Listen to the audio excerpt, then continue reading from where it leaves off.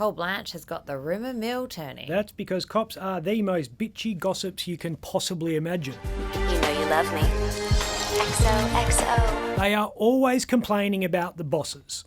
Col Blanch could personally give every police officer in WA 10 grand in cash and they'd whine about the tax.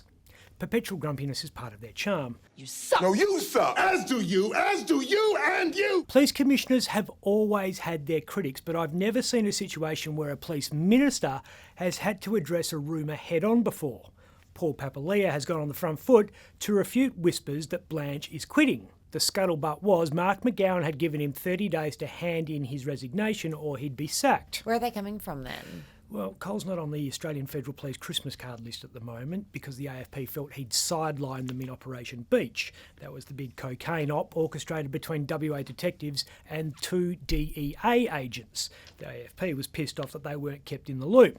But I suspect the main source is the WA Police Union. Not an orchestrated thing, mind. They aren't passing formal motions to spread gossip. But if the WA Police Force is the Death Star of rumour mongering, the WA Police Union is that power source thing in the middle of it. The cop union has always bitched about the Commissioner. They bitched about Chris Dawson when he apologised to Aboriginal people for the role police had played in their suppression over the various years. They complained about Karl O'Callaghan because they thought the doctor was too academic. They hated Barry Matthews because he took away their V8 pursuit cars. Also because he was a New Zealander. Oh, come on. And they despised Bob Falconer because his Delta reform program broke up the old squad system. WA got its first Commissioner of Police in 1854.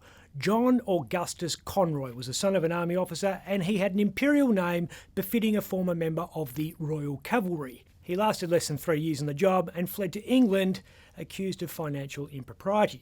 And I guarantee you, a bunch of disgruntled blokes in uniform were behind the rumours that started it all. Yeah, but what is it about Col? The most recent source of friction is that the union reckons he's hung a few officers out to dry over the pursuit tactic known as boxing in.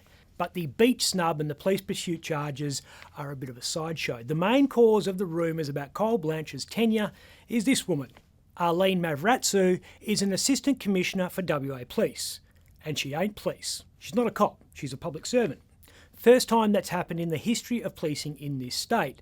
Not uncommon in other jurisdictions, but you know WA, wait a while, blah, blah, blah. Arlene is a whip-sharp criminal intelligence analyst, eminently qualified to hold the post, but she's never had to look an angry man in the eyes, as the cops like to say. Nice takedown. And a lot of the rank and file hate the fact that someone off the thin blue line is now a boss. Pretty petty. You know, Cole said he made the call because he was an advocate for open minds and identifying the best people to lead, which is something the WA Police Union should heed because right now it is the most dysfunctional shit show in town. Wait, worse than us? Close second. Got an acting president at the moment. Paul Gale's been filling in for about 4 months because the union board had ousted previous incumbent Mick Kelly. Mick was late last year placed on something mysterious called administrative leave, which is a nice way of saying, Get the out! Mick became president after the board ousted Harry Arnott. Harry was stood down amid something mysterious called a managerial investigation. I reckon Col's got runs on the board. Yeah, he does, and a picture says 1,000 words. He's taken more cash, drugs and guns off the table than any commissioner I can remember. That's just from one raid in Port Kennedy. And he's taken the fight to the bikies in a way none of his predecessors did. Still some work to do there, though. That's true. Mongrel Mob have apparently been doing some rough justice in Bunbury. Bloke in a wheelchair has fled the state after getting embroiled in an extortion plot allegedly involving New Zealand's biggest gang and these two classy individuals. We're told Bonnie Marie Ellis accused the disabled man of sexually assaulting her. She and fiancé Corey Lee Triscari told him that if he didn't stump up $5 grand, he'd be in all sorts of bother. The threat was apparently made in the presence of a bloke wearing a Mongrel Mob vest. Didn't realise they were in Bunbury. Well, not the only gang in town. Bunvegas is one of several regional towns being terrorised by Corellas. It's got so bad they brought in nothing less than a former police commissioner to sort them out. Karl O'Callaghan is the head of, and you'll forgive me for having to read this on the page, the Department of Primary Industries and Regional Development's Pest, Parrot and Cockatoo Strategy Steering Committee. The DPIRD PPCSSC, as I like to think it's known in bird control circles, is now sending crack response teams to affected areas.